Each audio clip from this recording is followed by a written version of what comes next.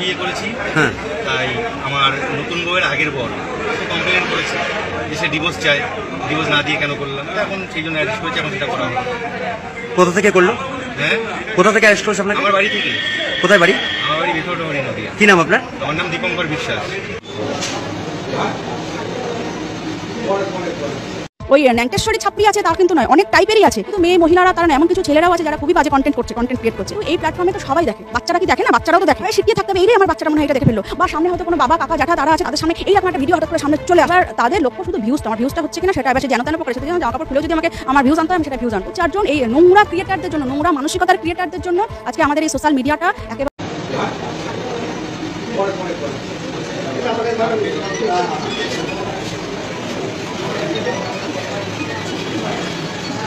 Police কেন arrest করলো দীপঙ্করকে? Police কেন অ্যারেস্ট করলো? ওকে কেন অ্যারেস্ট করলো? আপনি তো সঙ্গে আছেন।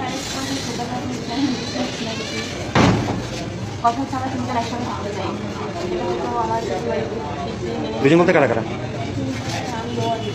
একসাথে? কি নাম আপনার? আপনার ইউটিউবার? হ্যাঁ, উনি যা বললেন এটা সঠিক? একসঙ্গে থাকতে চান? কি নাম আপনার?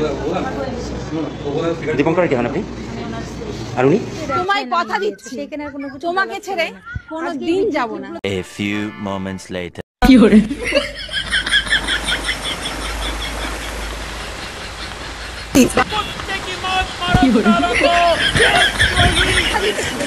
তোমাকে ছেড়ে কোনোদিন যাব না।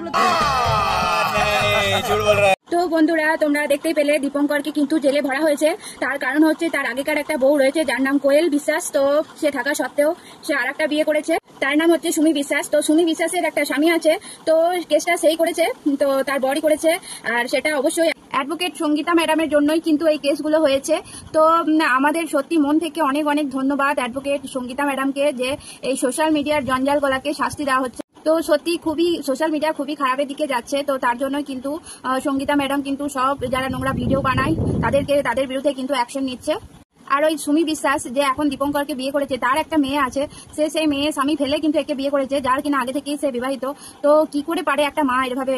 তো এরকম মা যেন কারোর না হয়, কারণ একটা মেয়ে থাকা সত্ত্বেও, স্বামী থাকা সত্ত্বেও, স্বামীটা কিছুই করেনি, তা সত্ত্বেও যদি ও অন্য কারোর সাথে এরকম ভাবে চলে যায় আর নোংরা ভিডিও, তো এরকম মা যেন কারোর না হয়। তো আমি অ্যাডভোকেট সঙ্গীতা ম্যাডামকে মানে সত্যি মন থেকে ধন্যবাদ করছি যে তিনি ভালো কাজে নেমেছেন, আর তার সঙ্গে আমি সাপোর্ট করছি। তোমরা কে কে সাপোর্ট করছো কমেন্ট করো।